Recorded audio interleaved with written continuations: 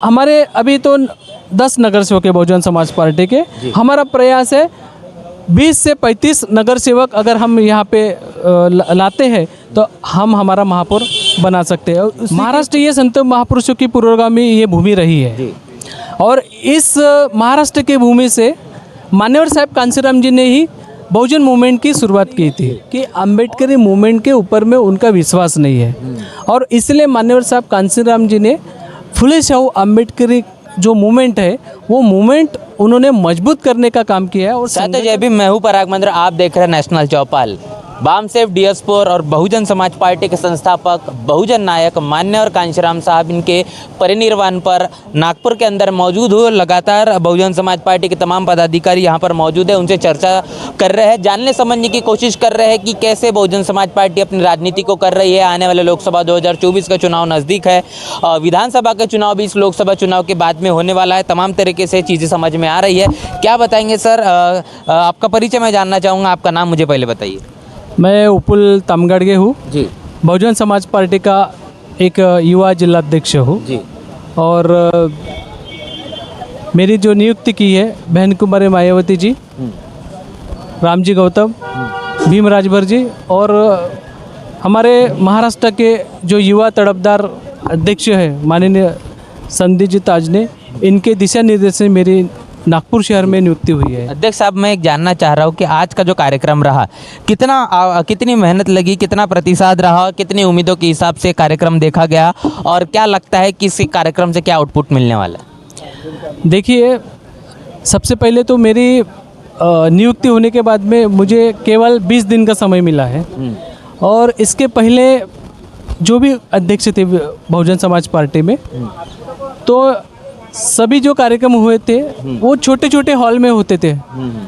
लेकिन मुझे ऐसा लगा कि मैं अध्यक्ष बनने के बाद में एक बड़ा विजन रखना है, मुझे बड़ी सोच रखना है और इसलिए मैंने सोचा कि बहुजन समाज पार्टी की जो मूवमेंट है ये नागपुर से खड़ी होती है। अगर नागपुर से रिजल्ट आता है तो पूरे विदर्भ में, पूरे महाराष्ट्र में उसका इफेक्ट पड़ता है। तो इसलिए हमारी एक सोच थी कि बड़े हॉल में कार्यक्रम करो, लेकिन डर ऐसा था कि संगठन कमज़ोर था। उंगलियों में गिनने लायक कि कार्यकर्ता हर हमेशा दिखते थे, कार्यक्रम में, आंदोलन में दिखते थे। तो एक डर भी था कि इतने बड़े सभागृह में यहाँ पे कार्यक्रम करेंगे, विदर्भ स्तरीय का कार्यक्रम करेंगे, नागपुर जिला से और नागपुर से कितने लोग आएंगे, ऐसा एक डर था। लेकिन जब मैं अध्यक्ष बना और मैं जब से नियुक्ति हुई मेरी, तो कम से कम मैं 20 दिन हर नागपुर के ज़िले में, तालुका में, गांव में घूम के लोगों को संगठन के बारे में मैंने जानकारी दिया, मूवमेंट के बारे में जानकारी दिया और उनको वो मूवमेंट समझी। कितना प्रतिशत, कितने लोग आ पाए? देखो, नागपुर जिला से यहाँ पे कम से कम ग्रामीण से, हर विधानसभा से, हर तालुका से कम यहाँ पे 700 से 800 लोग यहाँ पे दाखिल हुए हैं जी। और नागपुर शहर से भी उतने ही लोग, 700 से 800 लोग यहाँ पे खचाखच हॉल भरा था, बीच में आपने देखा होगा। तो ये हमारी पहली जो परीक्षा थी, उस परीक्षा में शायद हम पास हुए हैं, ऐसा बाकी कार्यकर्ताओं ने, जो हितचिंतक थे, बसपा के समर्थक थे, जो पत्रकार भी बंधु भी यहाँ पे आए थे, तो उन लोगों ने हमें एक सवाल मैं आपको करना चाहूँगा। आप जिलाध्यक्ष नागपुर के अभी नए बनाए गए हैं, लंबे समय से पार्टी से ज़रूर जुड़े होंगे। जब भी हम दूसरे प्रदेशों के अंदर में जाते हैं, सवाल हमको ये पूछा जाता है कि आप महाराष्ट्र से हैं, लेकिन महाराष्ट्र से तमाम बहुजन महापुरुष आते हैं और महापुरुषों की ये भूमि होने के बावजूद में यहाँ पर जो परिणाम क्यों नहीं देखने को मिलते, क्यों एमएलए एमपीज़ क्यों नहीं देखने को मिलते, क्या वो ऐसा बड़ा कारण है? तो उनको हम जवाब नहीं दे पाते, लेकिन आपके जवाब से उनको हम जवाब देना चाहते हैं। तो आप अपना जवाब बताइए, क्या हो सकता है?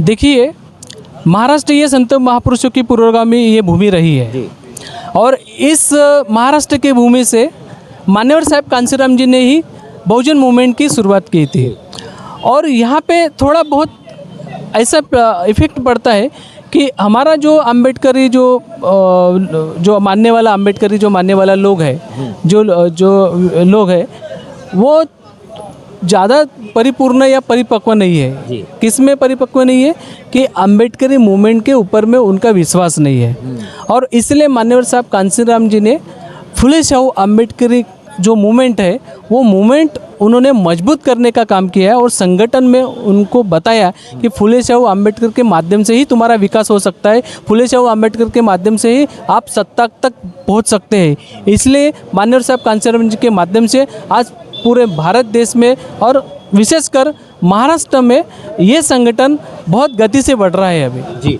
क्या बताएंगे आने वाले नागपुर के अंदर में जो भी इलेक्शन होंगे, महानगर पालिका तमाम इलेक्शन होने वाले हैं जो बताया जा रहा है, इसके अनुमान से आप कितनी तैयारी रख रहे हैं और क्या लगता है कि संगठन के तौर पर या फिर जिलाध्यक्ष के तौर पर आप क्या रणनीति बनाए हैं और उसका परिणाम क्या देखने को मिलेगा? देखिए, नागपुर महानगर पालिका विधानसभा और लोकसभा जी। शायद एक टाइम पे भी हो सकता है या 2 टाइम पे भी हो सकता है, लेकिन हमने यही से शुरुआत की है। आज के जो कार्यक्रम जो हुआ है 10 अक्टूबर का जो कार्यक्रम हुआ है, इस 10 अक्टूबर के वसंतराव देशपांडे के सभागृह में जो पब्लिक खचाखच भरी थी, जो कार्यकर्ता आए थे बड़े जान उत्साह से, तो उससे आपको एक पता चल जाता है कि आने वाला जो समय है नागपुर शहर में, जिला में जो भी इलेक्शन होने वाला है उसमें हम अच्छा रिजल्ट देने वाले हैं। और क्या क्या आंकड़े होंगे?